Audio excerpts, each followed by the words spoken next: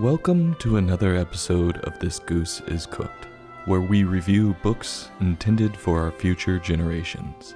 Today's book, A Particular Cow by Mem Fox, illustrated by Terry Denton, published by Harcourt Inc. Today's book has many differences and a few things in common with a few of our last books. A Particular Cow is a hilarious read. There is comedy at every turn. This book is in stark contrast with yesterday's book, Bird Builds a Nest. That book was really dry. It was probably because it was written and drawn by two Brits. Today's book was written and drawn by two Australians, and their sense of humor really comes out through the book.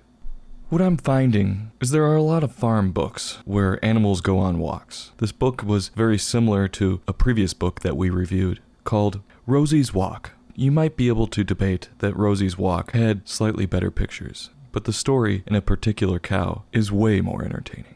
This book follows an unsuspecting cow on her walk. She bumbles and stumbles and falls in and out of many different situations, and finally makes it back home safe.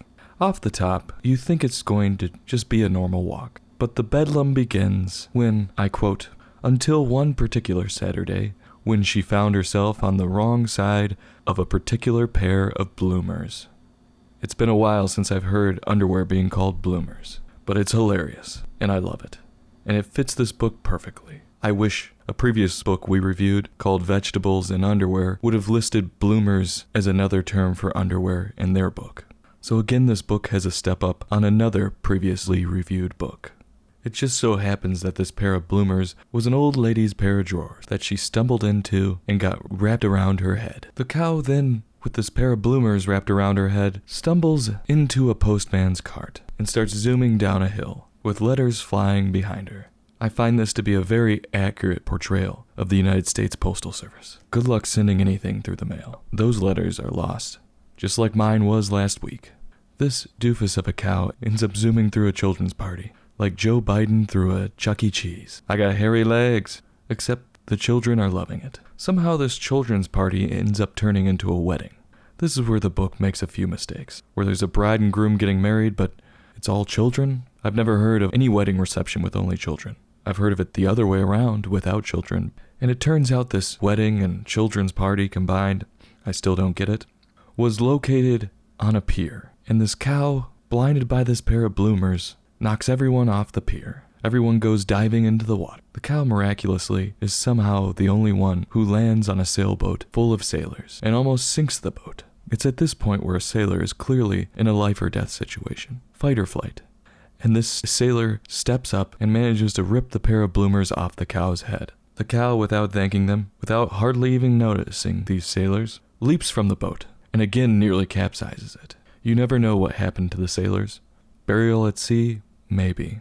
Then there's an even more odd part of the book, where maybe some of this Aussie humor comes out. The book states, "tossed her tail at the summer flies." And in the picture, the flies seem to be either flying into or out of the cow's asshole, while one fly is saying, "yum," and another is saying, "stinky." And there are two rabbits hiding behind this cow, smirking with exclamation points above their heads, and a turtle walking behind, looking shocked. I was a little shocked at this picture myself. Do I want to know what the flies were doing? I don't think so. Am I going to assume that this picture was a reference to flatulence? I hope, because then that would be pretty damn funny. Finally, at last, she makes it back to the barn, safe and sound, and the turtle says sarcastically to her, "Good walk?" The hilarity in this book seemed to be never-ending, and the pictures were wonderful as well. There were a few parts that left me scratching my head, but when it comes to comedy, sometimes it does that. So for that, I'm going to give this book a very high score. I'm going to give it a 4. I'm going to have the full bird, because this world needs a sense of humor. And quite honestly, this book was just a better version of Rosie's Walk. This Goose is Cooked. Join us Monday for another in-depth book review.